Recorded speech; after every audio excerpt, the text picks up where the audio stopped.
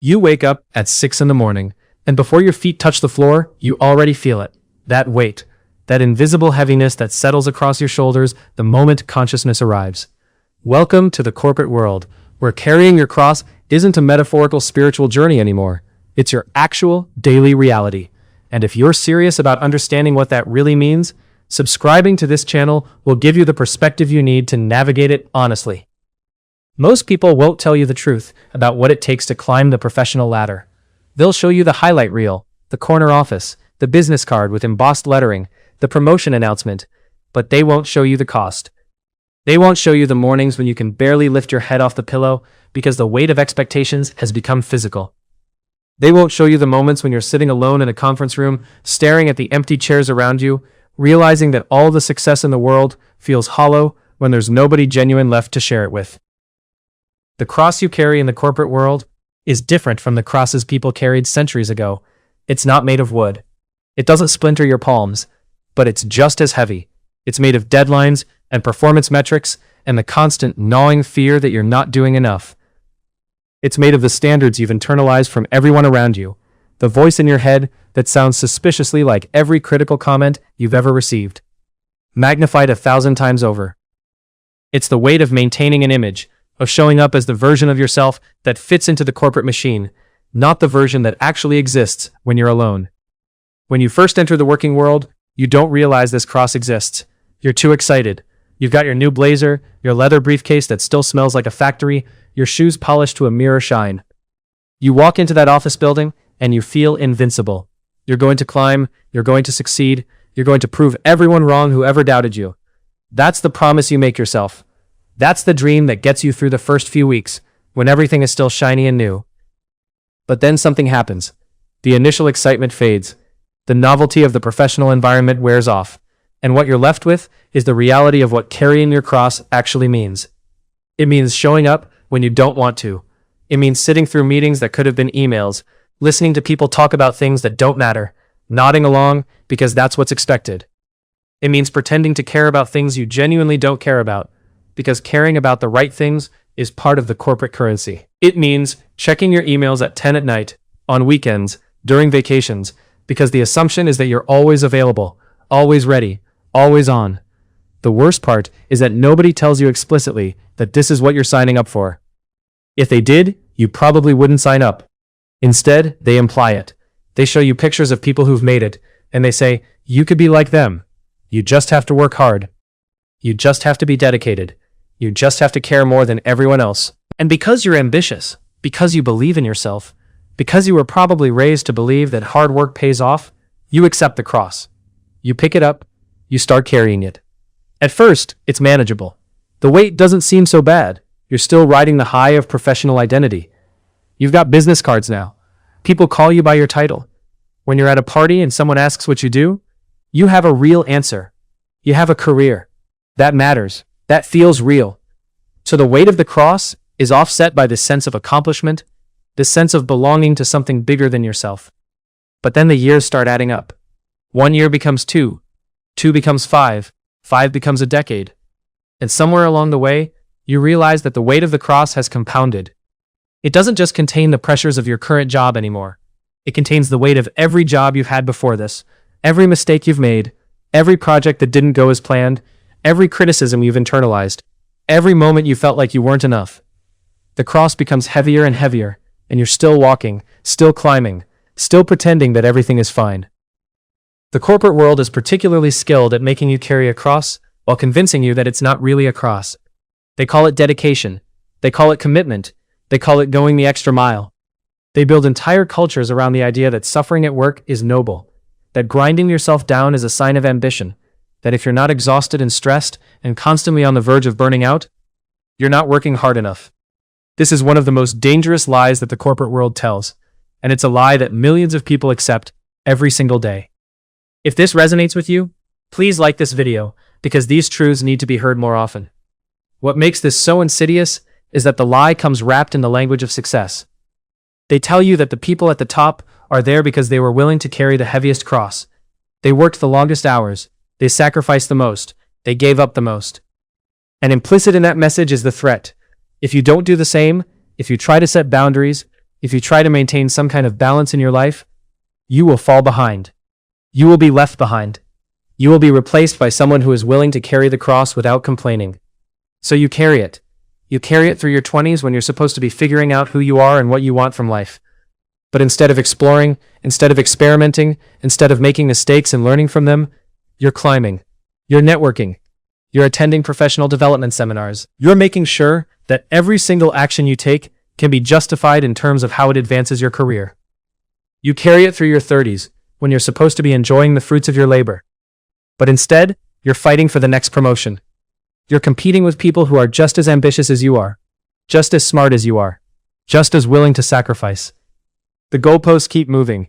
Just when you think you've reached the top, you realize there's another level above you, another rung on the ladder. And if you have a family, if you have children, if you have people who depend on you for more than just a paycheck, the cross becomes even heavier. Because now you're not just carrying the weight of your own ambition, you're carrying the weight of providing for them, of giving them the life you promised them, of showing up as a present and engaged parent or partner while simultaneously giving everything you have to your job. The cross splinters under the pressure. It becomes almost unbearable, and yet you keep carrying it because the alternative feels impossible. So what's the truth about carrying your cross in the corporate world? The truth is this: you get to choose whether you carry it at all. You get to choose how heavy it is. You get to choose when you put it down. The corporate world wants you to believe that the cross is mandatory, that it's simply the cost of doing business, that suffering at work is inevitable. But it's not inevitable. It's a choice. And once you realize that it's a choice, everything changes. This doesn't mean you quit your job tomorrow. This doesn't mean you abandon your ambitions or your goals. This doesn't mean you stop caring about your career or about doing excellent work. What it means is that you get to redefine what success looks like for you. You get to decide which parts of the cross you're willing to carry and which parts you're going to put down.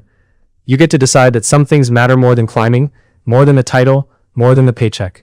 You get to decide that your mental health matters. You get to decide that your relationships matter. You get to decide that your time matters. You get to decide that sleep matters. You get to decide that having interests outside of work matters. You get to decide that being a whole human being, not just a productive unit of labor, matters. And when you make these decisions, when you actually start putting down parts of the cross and refusing to carry them anymore, something remarkable happens. The people around you start to question their own relationship with the cross too. But here's the thing that the corporate world doesn't want you to know. Most of the suffering is optional. It's not baked into the system. It's not required. It's only required if you accept the belief system that suffering equals success, that pain equals progress, that exhaustion equals excellence. If you reject that belief system, if you refuse to participate in the mythology that the corporate world has built around sacrifice and struggle, suddenly you have options. You can be ambitious without being self-destructive. You can be successful without burning yourself out. You can climb without sacrificing everything that makes you human. You can build a career that supports your life instead of consuming it. You can set boundaries without being labeled as uncommitted. You can say no without feeling guilty. You can ask for what you want instead of settling for what you're given. You can advocate for yourself without being seen as difficult or demanding. But this requires something that most people in the corporate world have never learned how to do. It requires the ability to separate your worth from your work. It requires understanding that your value as a human being is not determined by your job title or your salary or your career achievements.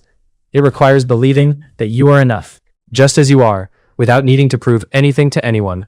And it requires the courage to live that belief in an environment that is specifically designed to make you doubt it. The corporate world will test this belief every single day. It will send you messages through every channel imaginable. It will show you people who are ahead of you and make you feel like you should be there too. It will celebrate the people who sacrifice the most. It will reward the people who say yes to everything.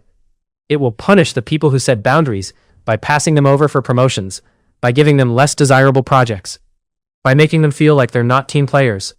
It will test your commitment in 1,000 small ways every single day. And yet, there are people who do it. There are people who work in the corporate world and manage to carry their cross lightly. They do excellent work. They get promotions. They make good money. They build successful careers. But they also have time for their families.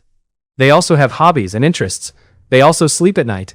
They also take vacations where they actually rest, instead of just working remotely from a beach somewhere. They also maintain friendships outside of work. They also remember who they are underneath the title and the business card. How do they do it? They do it by being intentional about what they accept and what they refuse.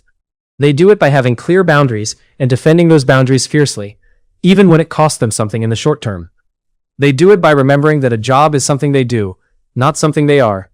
They do it by refusing to accept the mythology of the hustle. They do it by understanding that taking care of themselves is not selfish, it's necessary. They do it by being willing to walk away from a job or a situation that demands they carry a cross that's too heavy to bear. They also do it by being honest about what they want. Instead of accepting the default assumption that everyone wants to climb the ladder as high as possible, as quickly as possible, they ask themselves what they actually want. Maybe they want to climb. Maybe they want to stay in the same position because it gives them the stability and the time they need for other things. Maybe they want to move to a different industry entirely. Maybe they want to start their own business. Maybe they want to work part-time. Maybe they want to do something completely different that has nothing to do with what they studied in college. The point is, they get to choose, and that choice is available to you too. The truth about carrying your cross in the corporate world is that it's not mandatory to carry a heavy one. You can work hard without working yourself to death. You can be successful without sacrificing your humanity. You can climb without losing yourself. You can build a career that you're proud of without building a life that you resent. But it requires you to wake up and recognize what you've been accepting as inevitable, and then to consciously choose something different. It requires you to look at the weight you've been carrying and to ask yourself honestly, is this weight real? Or did I accept it because someone told me I should? Which parts of this cross do I actually believe in, and which parts am I carrying just because I'm scared of what will happen if I put them down? What would I do differently if I knew that my worth was not determined by my career? What would I want if I wasn't afraid? These are not easy questions to answer, especially if you've spent years not asking them. These are not easy decisions to make, especially if you've spent years accepting the default. But they are necessary questions. They are necessary decisions, because the alternative is to spend the rest of your life carrying a cross that you never chose, climbing a ladder that's leaning against the wrong building, succeeding by a definition of success that doesn't actually make you happy. So the real truth about carrying your cross in the corporate world is this. You are the one carrying it, which means you are the one who gets to decide whether to keep carrying it. You are the one with the power, not your boss, not your company, not the market, not the economy. You. And that power is available to you right now.